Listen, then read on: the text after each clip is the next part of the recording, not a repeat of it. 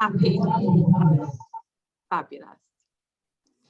So I'd just like to really welcome everyone to Knowledge Nugget number 8 of our series in 2021. And I'm delighted to actually be at the Dubai Customs Innovation Hub in person and to bring you this session from Dubai.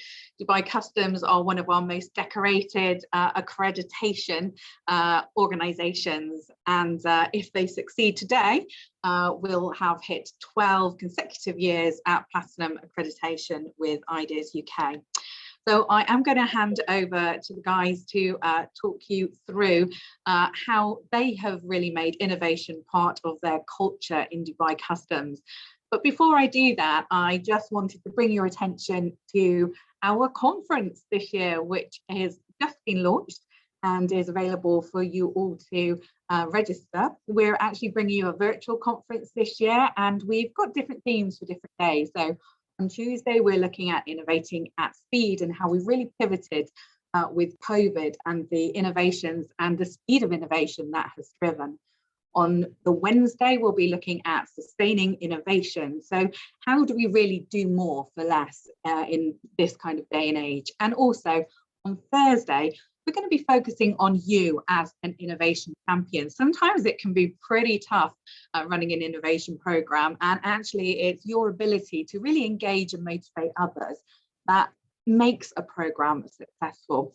So our conference is running from the 9th to the 11th of November and culminates in our Idea of the Year award ceremony at midday in the UK. So that will be 3 p.m. in the UAE. So we really do hope that you all join us for that. So I think I may have got slightly lost there, but we're really looking forward to you joining us, and please do register. We will send you again those registration links shortly. As you know, our series of Knowledge Nuggets have been running throughout the year, and building trust through effective communication will be our session in October. So again, another slight difference on kind of that whole innovation program, less focusing on skills and much more focusing on the mindset you need to truly engage someone. And on that note, I am going to stop sharing and actually hand over first to Hussein, who runs the innovation department for Dubai Customs. So I'm going to get out of the hot seat and welcome Hussein to the screen to share a little bit more about their success. Hi everybody, my name is Hussein Fardan, and I'm the head of innovation in Dubai Custom, also the chairman of Ideas Arabia. I remember in 2010, the first year we applied for the accreditation. It was like a challenge for us because it was the first accreditation for our system in Dubai Custom. And we, thanks God, as you guys know, that the ideasUK accreditation, they have self-assessment, okay? And it's available to everybody. And we did decide to test ourselves in the beginning in 2010, before we call ideasUK to come and check our system. And of course, it was disaster when we test ourselves. Was the paper and all things you guys want is not organized, and all the documents, all the evidence were everywhere in the HR and other departments. So what we did, because we failed big, we decided on one thing: we either enter strong or we don't enter at all. Okay. So what we did, we decided to transfer all the question. ideasUK question. It was, I remember, 100, not 50 rack right now, with Anthony at that time. So we transfer all the question, 100 question inside the PowerPoint. Okay, this is the success story about us, how we dealt with it. We transfer all the 100 questions inside the PowerPoint, and each question, one slide. Okay, we put all the evidence. We collect evidence from everywhere, from HR, from training, and we put the evidence in that slide. Plus, we start putting, we link this evidence to other evidence, like, for example, system or lines or anything. So the question, the answer, and the link and the evidence, it's all in one page for each question. So we transfer the whole 100 questions from manual, from paper to soft copies. And it took us 6 months to transfer that much of knowledge inside one presentation. But we did the second time self-assessment and we achieved 100. That's why we called Anthony at that year in 2010. We told Anthony, you can come now, we are ready. Okay, and we did it actually. We called him and he came and he started asking us here, there, link, evidence, and he got all what he wants. And he gave us the best mark. It was around 95 in 2010. And of course, it was the first government department in the world, maybe, to achieve platinum from the first assessment, which is very good. And Anthony at that time took us as a benchmark for the whole UAE. So they do the same thing to transfer all their knowledge in one presentation. It will make it easy for the department and also for the assessors who will come from UK to test us. So this is our success story. And I will let Khalid to talk about the more details about the accreditation in the past 12 years.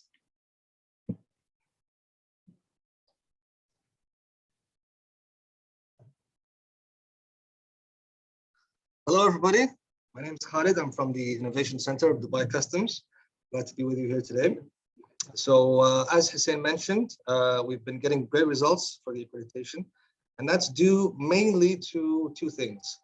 One is that we answer the questions, okay? You gotta follow the questions. If you wanna pass the test, you gotta answer the questions correctly. And the accreditation has really helped us fill gaps within our program, which has developed over the years.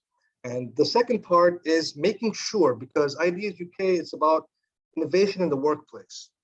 So you gotta focus on the workplace, which is building culture. We are so proud to say that we have one of the strongest innovation cultures in Dubai because we focus on our employees. We focus on our employees and improving the work environment for them, giving them their voices, whether it's through the system or through brainstorming and so on. We accept all kinds of ideas. And at the same time, we also have many motivational tools. You got to motivate your employees and also make sure that the mindset is set up correctly for your culture. And also you have to reward them.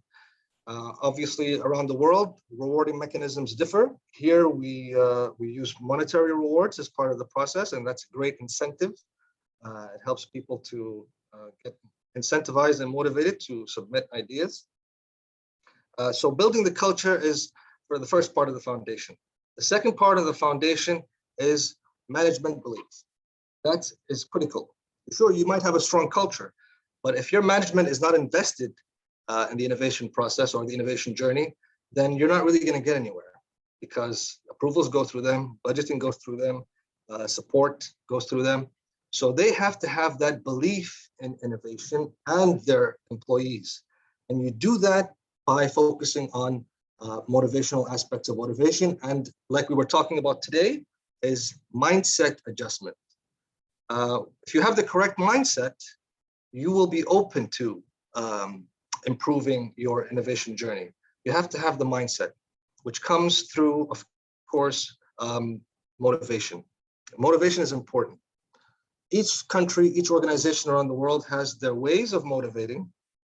And once you determine what motivates your employees for your organization, then you can focus on that, build on that first, prior to getting the best system or getting the best technologies. Focus on that first. Focus on the motivation, the mindset. Then you can move on from there, because that, like I said, is the foundation. And another thing that I'm very thankful for is when it comes to the accreditation, because we've had great success with it over the years, it's actually helped us improve our program because it helped us to highlight certain gaps that we might have had. And because of the way it's structured and the questions that are asked, it asks us to focus on certain areas from small things such as, budget allocation, to the bigger things of how to implement big projects. The questions are very well structured, and it allows even organizations that are new to the innovation process to become successful and to maybe even overtake the larger competitors. So yes, I'm very thankful to ideasUK for helping us improve our program.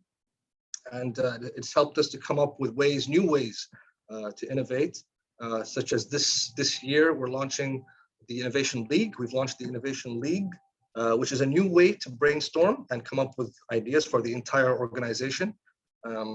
It's a great way to involve all employees in the organization in the process to make sure that that mindset is there throughout, and not just a particular group of people, such as, the innovation team or certain IT specialists and so on. No, everybody should be involved in the process. And I'm thankful to ideasUK, and hopefully we'll get full marks this year. All right. Sure. As I said, we started by building the culture first. Make sure that that's set up first, the foundation is set up first, and then you can move on to the more complicated processes of ensuring that you have an end-to-end system where you can track and monitor ideas from their generation to their follow-up, place certain ambassadors in certain departments who will work with you, be your voice in that department to make sure that ideas go through, get evaluated properly. And once you have that process in place, you move on to the next, okay, which is the implementation, and how you have to have certain departments, such as project management in our case, focused on delivering the idea, managing it. There has to be a process for that as well. They have our project management department, they have a great system of prioritizing and following up with ideas and their implementation. And they recently received the reward for that, the project management system. So you have to have all aspects in place. But the most important, as I mentioned, is ensuring the foundation, which is culture and management belief. Once you can do that, everything's possible. Don't worry about getting the best system and the best tools yet. Just make sure your people are prepared for the innovation journey. And once you can do that, go ahead.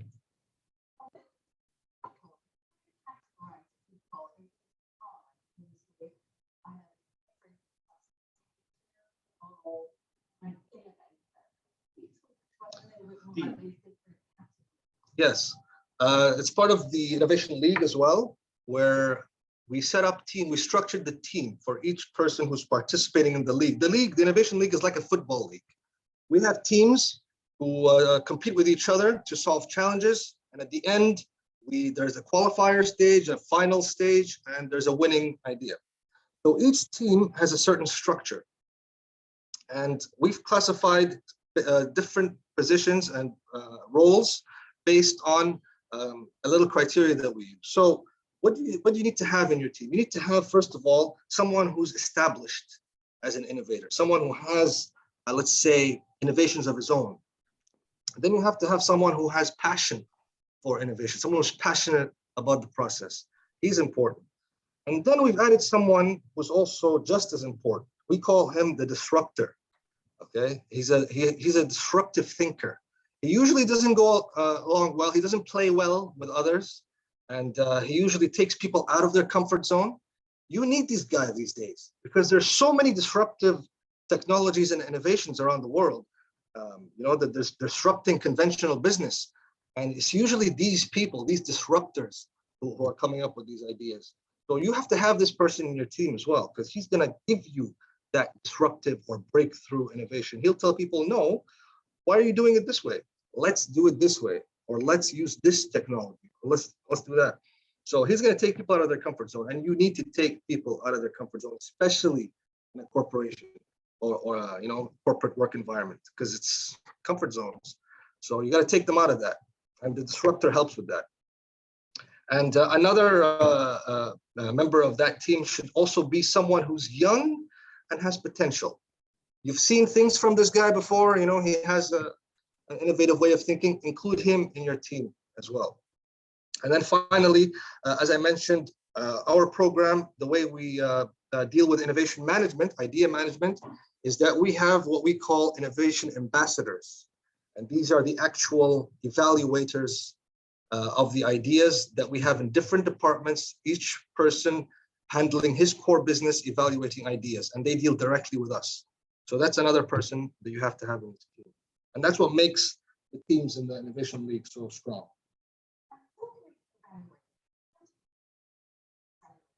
Yeah, we have a special criteria, list of criteria that we use to pick evaluators. First of all, they have to have that passion. They have to have that belief in innovation. Otherwise, they're just going to take it as a, just a job. All right. So he has to have that belief so he can be positive when evaluating ideas. Another thing is we look at his historical data. We see what he's done. Has he himself submitted ideas? Has he gone through any kind of innovation or creativity process? And we also choose people who mostly are decision makers. So they're kind of high-level employees, team leaders, managers, senior managers. Why? Because they have that decision-making power. They don't have to go through multiple approvals. So he's got to be passionate. He's got to have a good history with innovation, and he's got to have a senior position. These three things allow ideas to move through, okay? Instead of being rejected or budget or whatever, these guys can take the decision. Of course, after discussing it with their own managers. So that's the data we use. That's the criteria we use.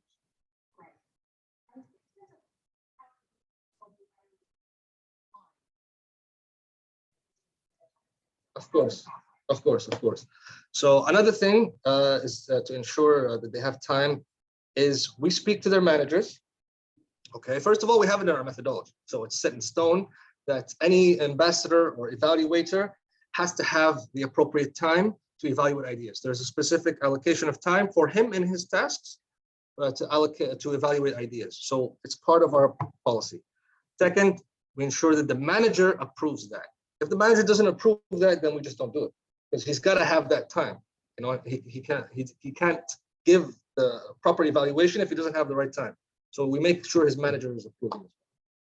And one thing also, the rewards we give the evaluators helps them work from their heart because we give them rewards. That's right. We give rewards based on two things, based on the response, the speedy response, and how positive evaluations are. Because our evaluations are not just yes and no.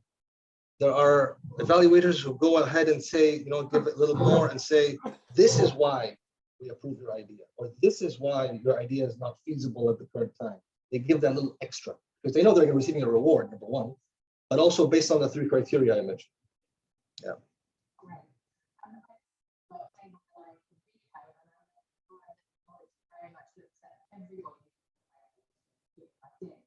And your culture is very much you've got kind of quite a novel approach to the type of ideas that everybody. Can you talk us through a little bit about that and two types of ideas?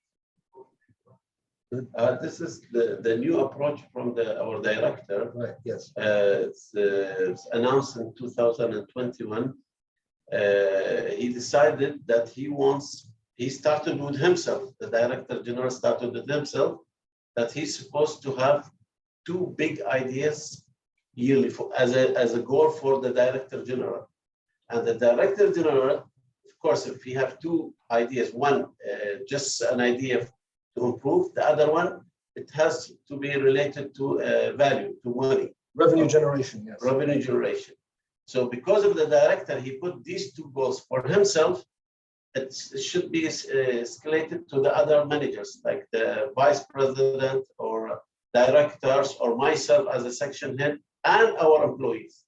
Now it's by force, that is 2020, it was choice, but now it's by force, everybody needs to give two ideas. One general idea and should be implemented. The second one, it should have a revenue or generate saving money or anything related to money. So because the director general took this approach, we are 3,000 employees, we are expecting 6,000 implemented in 1 year, which is a record for us in the Waikas.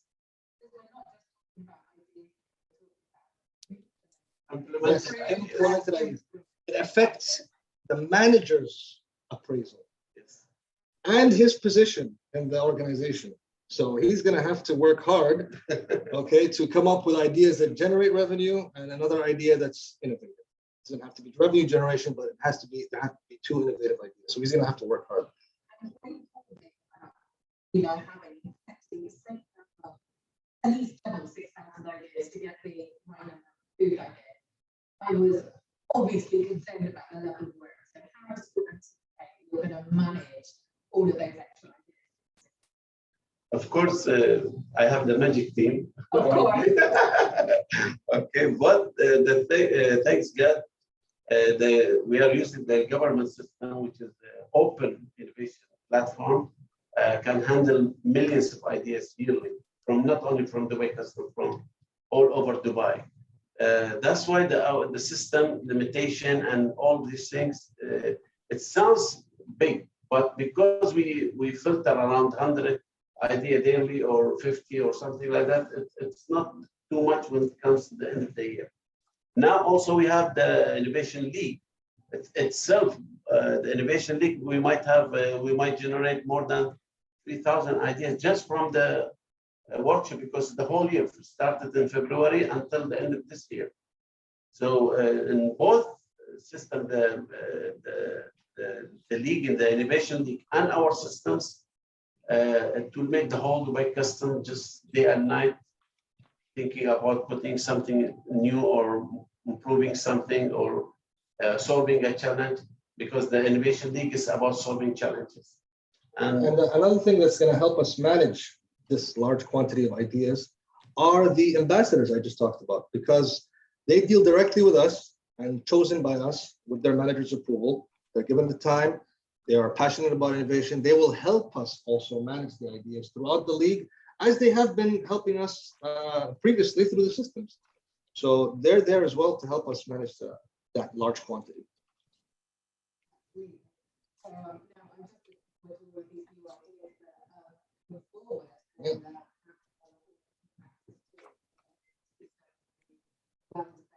And also the result you can see, like this year we won 10 awards from Ideas America, which is our history. Like we didn't achieve that much awards from, and 6 of them gold. We are celebrating big time this year. So. That's really great. And if you were to kind of give, I guess, a couple of top tips of how to run an effective program within an organization, what would your kind of say top 3 pieces of advice? Go ahead, sir. Okay, the number 1 is the management believe, like what Khalid says, because it's set all like without our director general, we'll end up with a lot of problems, because like what I said, 2020 and 21 was the most difficult years, but because there's no budget. But because of his signature, things are smooth for us at Dubai Customs. Why? Because yes, the finance, they don't have money, but his signature is all override any decision. So if we need money to implement any idea or to make any project, we always go back to him, and he always helpful because he believe in innovation. And he is the one who also came up with these 2 ideas, force ideas to everybody, like a goal for everybody. And recently also Sheikh Mohammed, he upgraded him not to be a chairman of Dubai Custom only, to be a chairman of Dubai Custom Port and Free Zone. So he's a very big man because of the support he gives to us as an innovation center or to everybody in Dubai Customs. And he deserved this upgrade recently. Yeah. Because obviously you're quite fortunate to have a director general who really truly believes in innovation, and you've told me before how he's pretty much come up through the organization and has given Developed ideas, themselves developed ideas all the way through. If you know, people are in organizations where I guess the CEO is not so actively involved in innovation, what advice would you to kind of have those conversations to encourage more active participation? See, in 2010, we did something very good for managers to change their mindset. Okay, this is good for everybody to know what we did also in 2009. It's all about managers, they love money. The time they see money, they get blown. Block, you know, whatever you want, they will give you because they see the money. Okay. So what we did, we made a big campaign for managers, not for employees. Okay. And we put 4 ideas, very small ideas that saved a lot of money. It was a millions, 1.04 million. 4 ideas that saved 104 millions and millions. And we put this banner in front of their doors. And for 1 year, full year, they've been seeing the small ideas and they see the number, the 104 million. Is it true? Is it right? This small idea bring. And it was really small ideas that made a lot of money. And most of them at that time, they were rejectors, they were blocker managers. They were like not easy managers who approve ideas. But after seeing this campaign for a year, every time they want to reject, they're like, I have to read it. I have to read properly. I might be rejecting $1 million idea here. Yeah. They became so afraid to reject. It was a good, by the way, this practice, we took it from Emirates Airlines. It was a good practice from Emirates Airlines. They told us to do this, and we did it in the way custom because Emirates Airlines, they start with this campaign before us in 2005. We started in 2010 with this campaign, but it's amazing. It changed really their mindset because managers, they love money. And when they see small ideas making big monies, they are afraid to reject. They will search, they will dig, they will ask for more details. But before, no. The time they see the idea they don't like, they immediately reject. You play with their mindset without. Yeah. Absolutely, absolutely. Yes.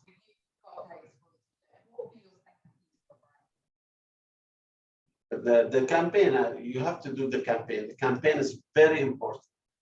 Okay, to do a correct campaign. Also, this campaign, when I asked Emirates Airlines, from where did you get this idea about the campaign for the manager? They said they got it from the American airline. Okay, it's called the Olive campaign. I don't know if you heard about it. The Olive campaign that the American airline, one of the catering guy in the American airline, he's supposed to put four olives in each salad. Okay, and he decided I will put only 3 olives. I'll save 1 salad from each plate. And you know, United Airlines, how many airlines a day, and how many flights, and how many passengers they travel daily, and the salad is for everybody. And they saved a lot of money from that olives, millions of money. Emirates Airlines, they did the same exactly. They started with the olives also. I swear. They started to cut the olives. And the good part about the cutting the olives, passenger will not notice that something missing from their salad.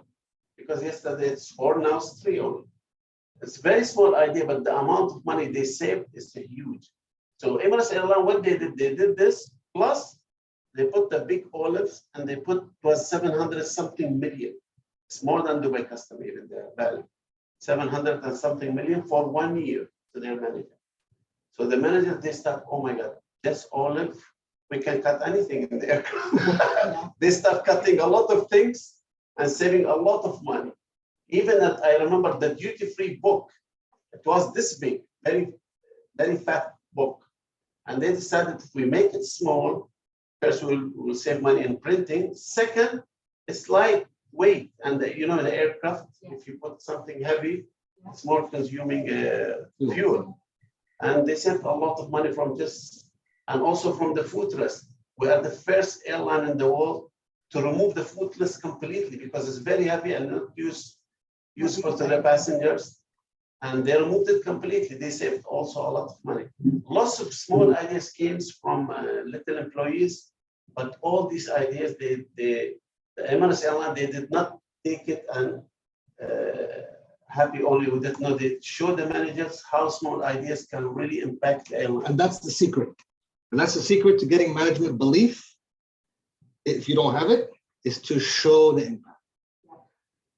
The impact is recorded.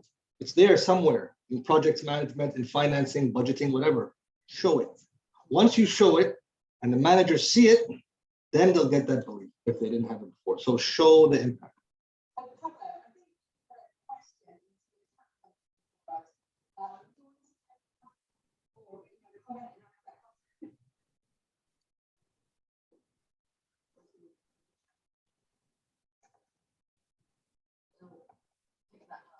Isn't there a risk of becoming an optimization or cost reduction department when you focus mainly on money-saving ideas? Well, the focus is not mainly on money-saving ideas. It's only half of the equation. Can I answer this question? And with Emirates Airline, for example, when they removed the one olive, the passenger did not know exactly what's missing in the plane. And this is the smart thing about this idea or this. When you take things, make sure it will not affect your service also. Okay, don't just cut everything and the plane without food, for example. No, remove things. I'll tell you another example, good example in Emirates Airline. We used to have in Emirates Airline, every plate or every tissue paper stamped with Emirates logo. And it costs Emirates logo, the stamp of Emirates logo, it costs the company a lot of money for everything, for the plate, for the spoons, for everything.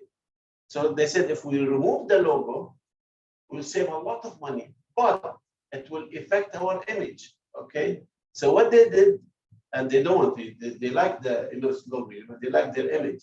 So what they did, they played smartly, especially in 2008. I remember when it was the crisis, financial crisis. They put just a big tag around the spoon and fork with Emirates logo, and they removed everything. the small piece of paper, it costs nothing, okay? But can you imagine the spoon, fork, they remove logos from everywhere? It saved them a lot of money, millions of money.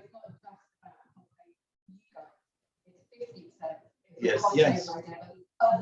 And another thing as well is, like Hussein was saying, depending on the times.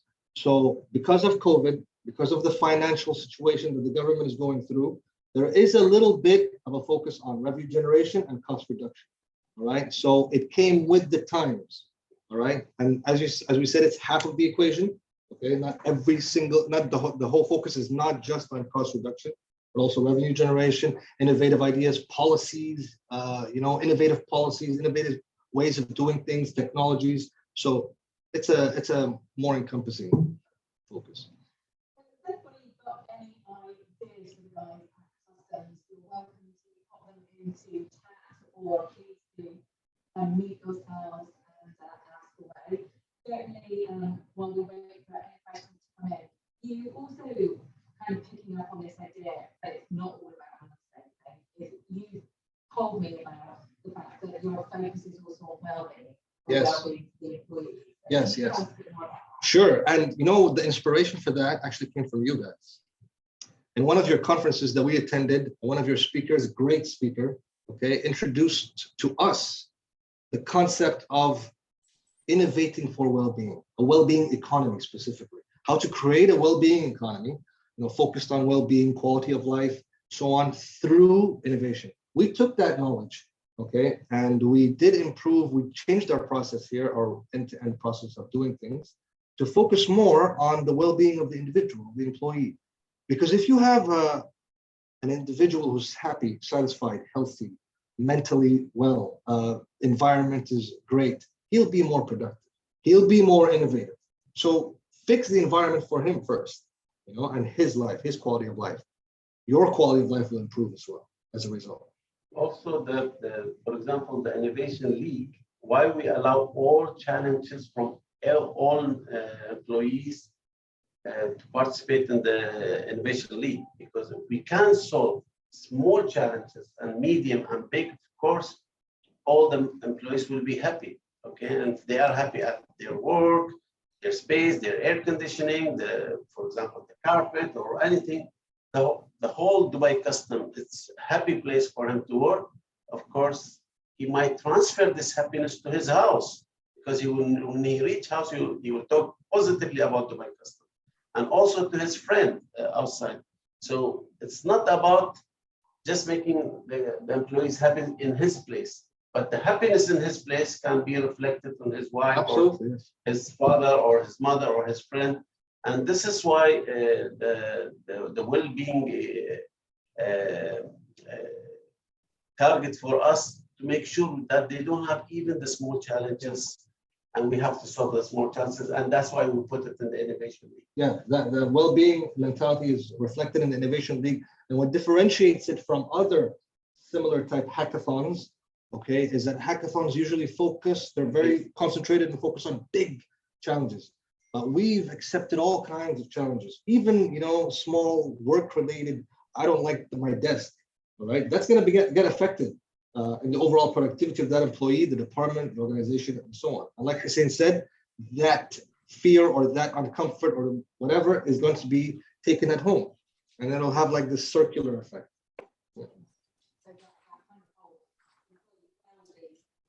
Yeah.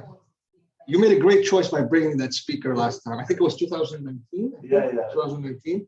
Excellent speaker. Spoke about Because that well-being. we heard about it, was like, what to do with the innovation? It was nothing to do. And then once we discussed it, it was easy to link it.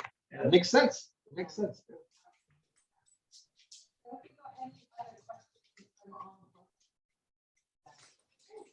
You can put them otherwise, I want to also ask you, one of the things you guys do really well. Oh, hello, you go for a question. Alan? We'll try it. Hi. One of the things you guys do really well is storytelling.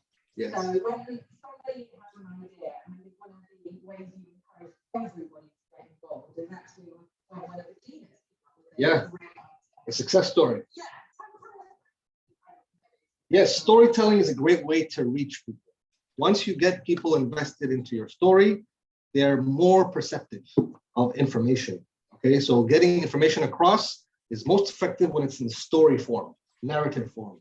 Okay, And we use in our stories, there is a technique also. It's not just a video. In our stories, we use the emotional intelligence. We make people cry when they see the video. Trust me, okay? Why? Because when they see, like, for example, a small employee in very, this is our last video we did. A small lady with the handicap. She have a lot of diseases, but she have more than 400 ideas. She changed the whole Dubai custom in her wheelchair, okay? And people, when they saw this movie, they start crying. They're like, I am a human, I have nothing wrong with me, and I don't innovate. And this lady in a chair and with lots of diseases, and she's correcting the whole Dubai custom. This emotional play with their mind, play with their feelings, they start engaging more also. again, it's about showing, right? Yeah. Because when people don't have the knowledge or about the success stories around them, they won't get inspired. But if you show them, you give that inspiration. And we place a big importance on sharing success stories, like that cleaner guy who reached the top level of recognition when he received the award from Sheikh Mohammed, our ruler. And that's because of him participating and getting engaged, and we showed that. And I'll tell you the really funny part, like for us, Dubai Custom, why we came up with these videos or emotional videos, stories, because in 2010, I was in Ideas Arabia. I was just a member there. And one guy put a video of American short movie, success story, about a handicap also kid, that he was in a supermarket and he was just putting the food inside the plastic. And his manager told him, we want you to innovate. And he was like, he went home to his mother and he said, and he was also shy, very shy person. He went to his mother, he said, Mom, I cannot innovate. I just put the plastic, I have very small job and very small location. And she told him, even the mother, she would give up. She was like, what? Which idea can I give him? I cannot give him anything. But the poor guy, he was thinking about it the whole night, and he decided to put wish of the day inside each bag and close the bags. And after 3 months, before that, the manager saw him. He's putting something in the plastic bag for the supermarket. I was like, what are you doing? And he was like, I'm putting a wish of the day for each one because you want us to make our customer happy. And he was like, okay, he's not normal guy. He tapped in his head. The manager ignored that idea completely.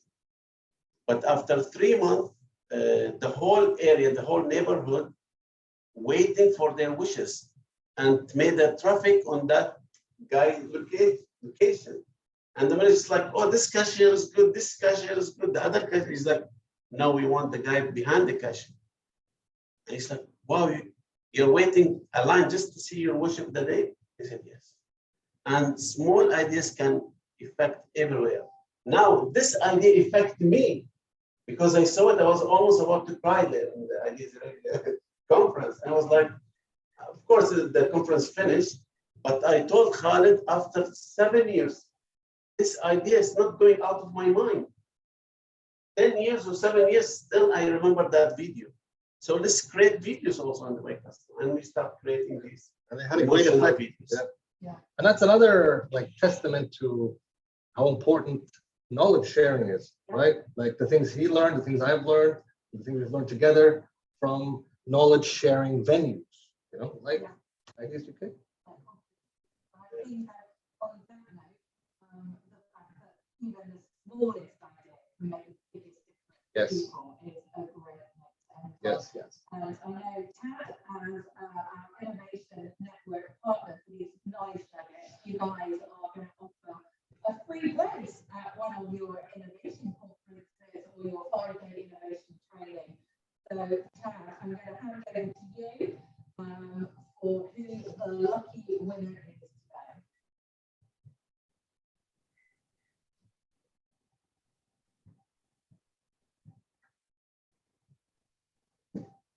So Tad, can you hear me?